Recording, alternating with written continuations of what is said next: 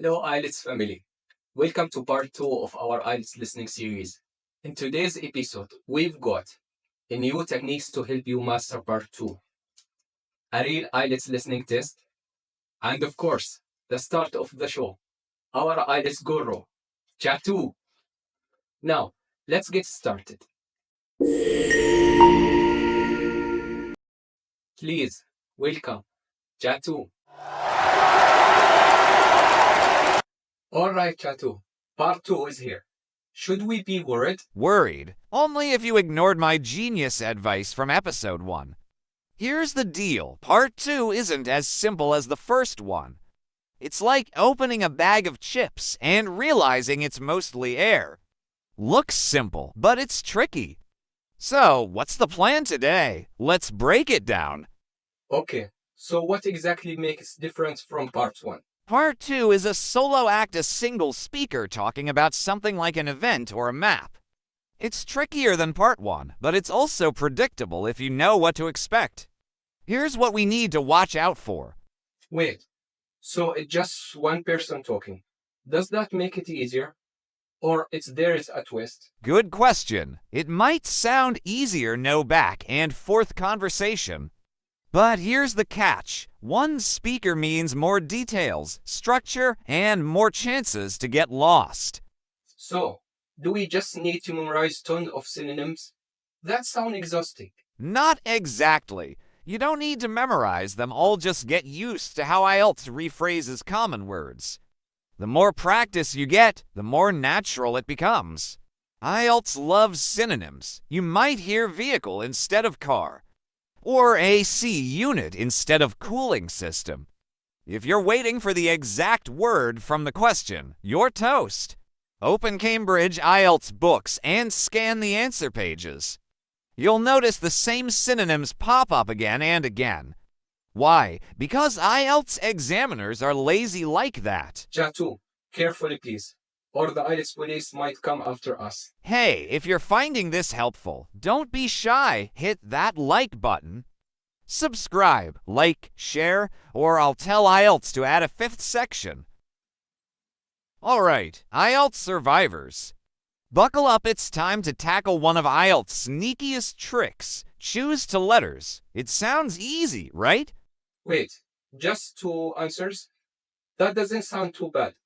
Is there a trick? Ah, my friend, it sounds easy.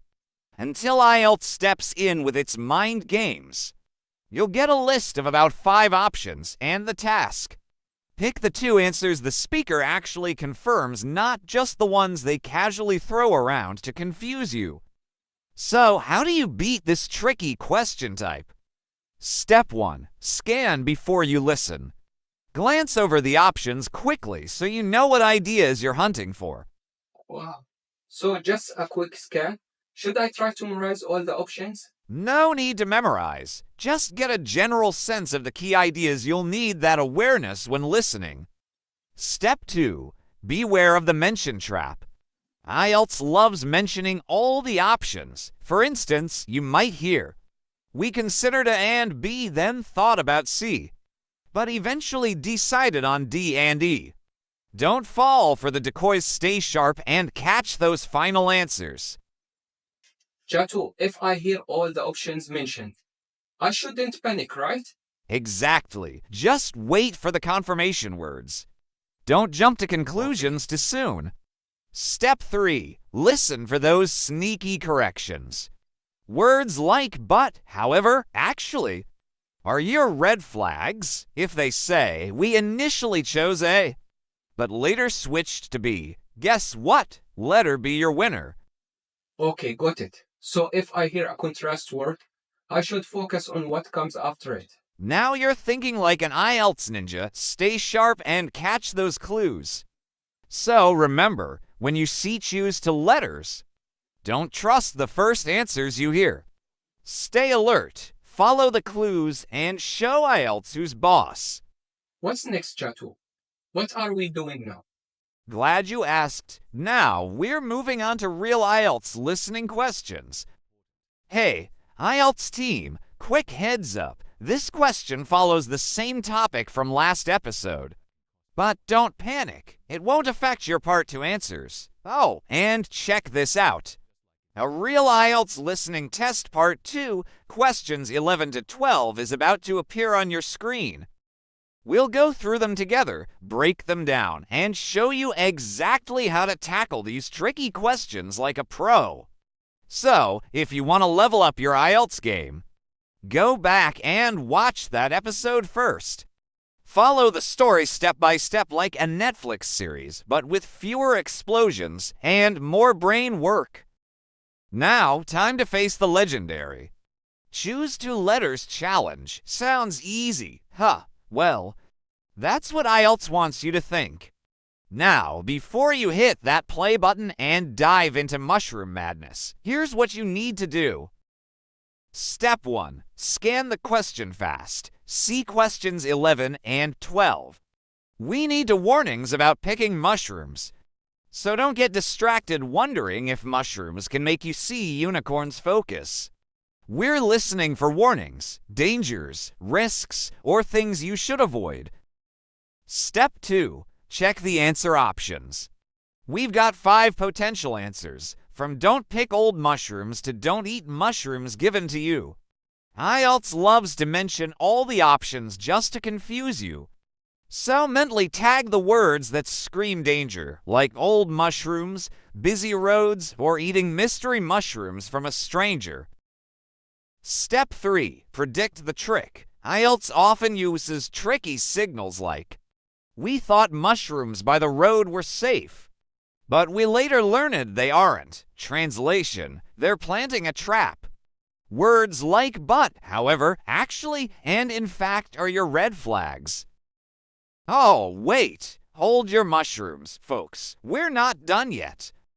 IELTS didn't stop at questions 11 and 12. Nope. They've got questions 13 and 14 waiting to ambush us. Now, let's break these babies down. Revisit the instructions. See the pattern here. Choose 2 letters again. IELTS loves recycling ideas like your grandma recycles plastic bags. Identify the task. This time, we're looking for 2 ideas about wild mushrooms that Dan says are correct. So, forget warnings now. We need facts, valid information, or correct statements, not myths or guesses. Spot the traps. Look at these options. Mushrooms should always be peeled. Sounds logical, right? But IELTS loves throwing in words like always or never to mess with us. Cooking destroys toxins. Maybe true, maybe not. Listen for words like scientists confirm or it's proven. That's usually a green light. Pro tip: IELTS speakers love saying things like, "Some people believe that. That's a distraction." Research has shown that. Now that's your golden nugget. So stay sharp, mushroom experts. We're hunting for correct ideas, not mushroom conspiracy theories. All right, headphones ready. Time to crush this test. We're going to play the recording now. Write your answers in the comments, and let's see who can beat my predictions.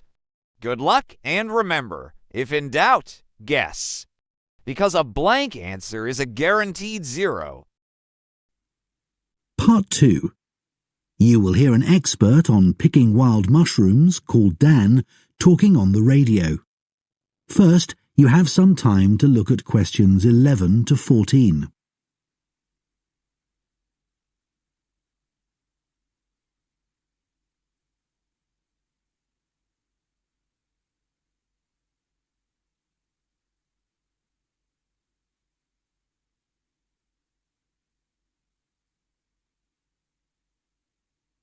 Now listen carefully and answer questions 11 to 14. This evening, we're delighted to welcome Dan Beagle, who's just written a book on looking for and finding food in the wild. He's going to tell us everything we need to know about picking wild mushrooms. Thank you very much. Well, I need to start by talking about safety. You really need to know what you're doing because some mushrooms are extremely poisonous. Having said that, once you know what to look for, it's really worth doing for the amazing variety of mushrooms available, which you can't get in the shops. But of course, you have to be very careful, and that's why I always say you should never consume mushrooms picked by friends or neighbours.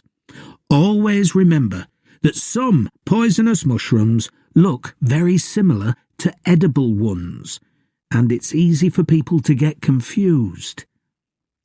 The other thing to avoid is mushrooms growing beside busy roads, for obvious reasons. But nothing beats the taste of freshly picked mushrooms. Don't forget that the ones in the shops are often several days old and past their best. There are certain ideas about wild mushrooms that it's important to be aware of. Don't listen to people who tell you that it's only okay to eat mushrooms that are pale or dull. This is completely untrue. Some edible mushrooms are bright red, for example. Personally, I prefer mushrooms cooked, but it won't do you any harm to eat them uncooked in salads. It's not necessary to peel them. Another thing you should remember is that you can't tell if a mushroom is safe to eat by its smell. Some of the most deadly mushrooms have no smell and taste quite nice, apparently. Finally, just because deer or squirrels eat a particular mushroom doesn't mean that you can. All right, champions, here are the correct answers. How many did you get right? Drop your score in the comments. Let's see who's the genius and who needs a rematch. That's it for today. Next episode, we will dive into part 3. Oh, and I hope Chatu didn't give you a headache with all this talking. But hey, at least got some solid IELTS tips from him.